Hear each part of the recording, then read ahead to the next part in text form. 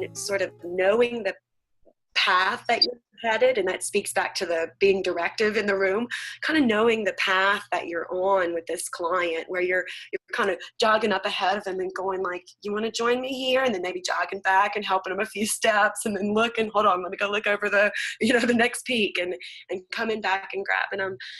That whole process is not the same as having a really good case conceptualization about the way this person is. And sometimes the mid-level terms, the components or the processes of psychological flexibility pull for me almost to like characteristics, like, well, I'm 3 on present moment, but I'm real 5 on values, and I'm as if they're not dynamic, constantly changing ways of understanding behavior or sort of views on behavior, but like things that people are, like high in this or low in this, almost like personality traits. I was amused. There was an article recently, I don't know if you saw it, that said basically like these psychological flexibility is not a personality trait. This is a terrible way to look at it. And I was like, yes, it was meant to be disparaging of the construct. But really it was like, of course, that's a terrible way to look at it.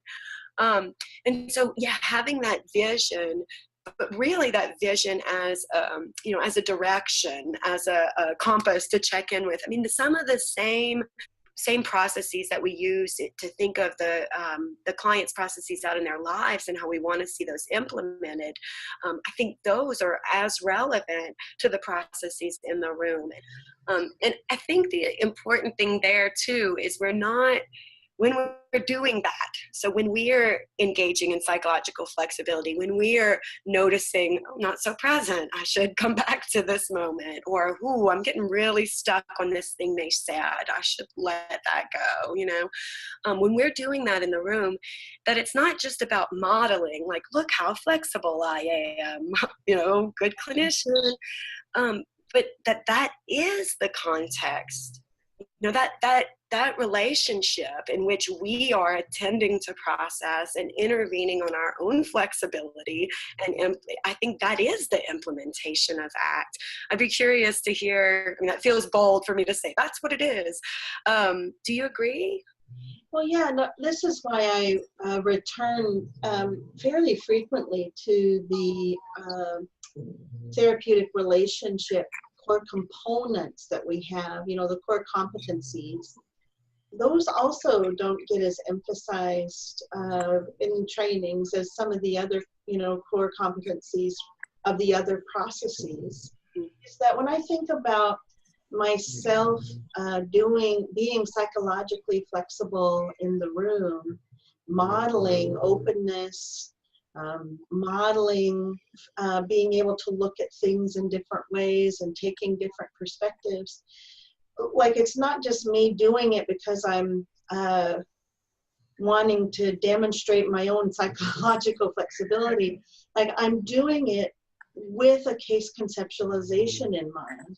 So I'm bringing it to the therapy as I'm thinking about what's going to help this client become more psychologically flexible according to the things that they've told me that they'd like to see change in their lives, or they'd like to move toward. And so like, even my participation in that is linked to where we're headed, what that overarching process is.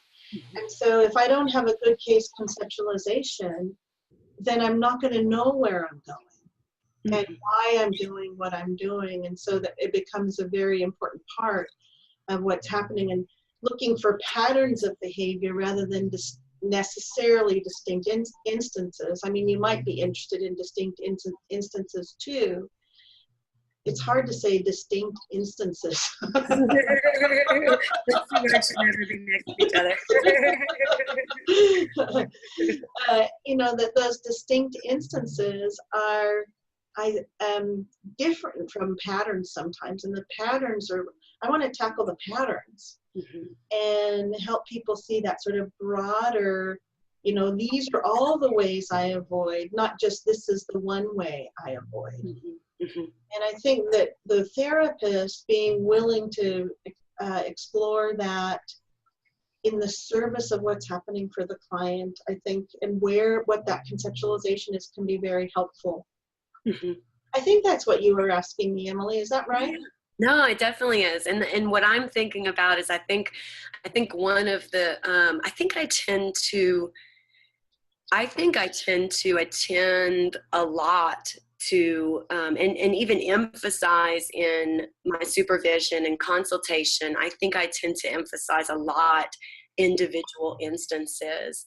And I was just kind of thinking about what the difference is when you're talking about that case conceptualization and being more interested in the patterns and how they fit with the case conceptualization.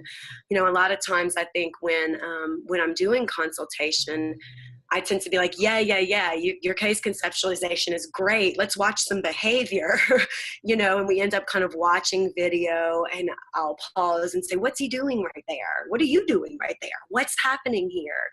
Um, and I wonder, I'm trying to, I guess, work out in my head whether I sort of de-emphasize that conceptualization piece and tend to emphasize more you should be able to walk in with anybody at any moment and get enough of the immediate context to intervene in a way that would sort of foster flexibility. Or if it's just that I feel like that's the easy part to get, the conceptualization and matching with these processes and kind of like diagnosing almost in a way what people are struggling with and what that looks like, that's the easy part for people, that the moment to moment choices are what I find people struggle with more. But I'm not sure, it could be that I end up de-emphasizing that in my trainings. Well, it's interesting, and I'm thinking of an example right now that might help with the distinction, because I do the same thing you do, Emily. Like, I'm looking at tapes with people and I say, tell me what's happening there and what are you noticing? Mm-hmm. Then I want to pull it out to that sort of bigger perspective. And so, for instance, I was working with somebody who had a client. I was watching them work with their client, and the client is highly avoidant. And you could just see all of these different patterns of behavior that the client was engaging in that was a tell to the avoidance, right? So the client would sort of shrug her shoulders and,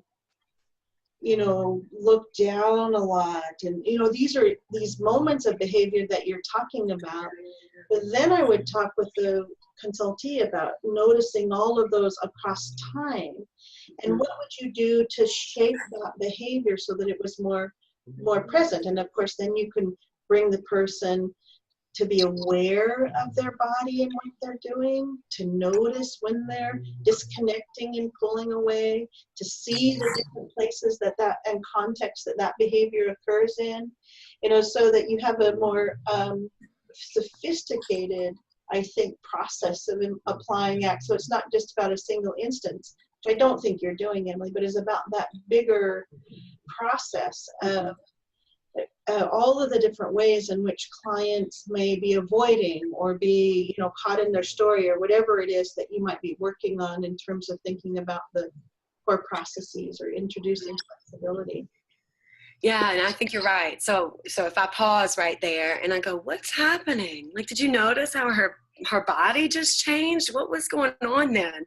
A lot of times the people that I consult with will go, oh, she does do that. And I think it's when I'm doing this. Do you think it's avoidant? And we'll kind of go, well, let's watch, let's see. What do you think would happen if you said this? Or what would you do to test whether that would be avoidance, to assess if it's avoidant or not? You might lean in and go, what's going on? You might continue with the thing continue presenting the thing that is likely to be aversive. You might back off and see if behavior changes back. So yeah. So giving people the opportunity to sort of supply the patterns that I'm not able to see in those little moments of consultation.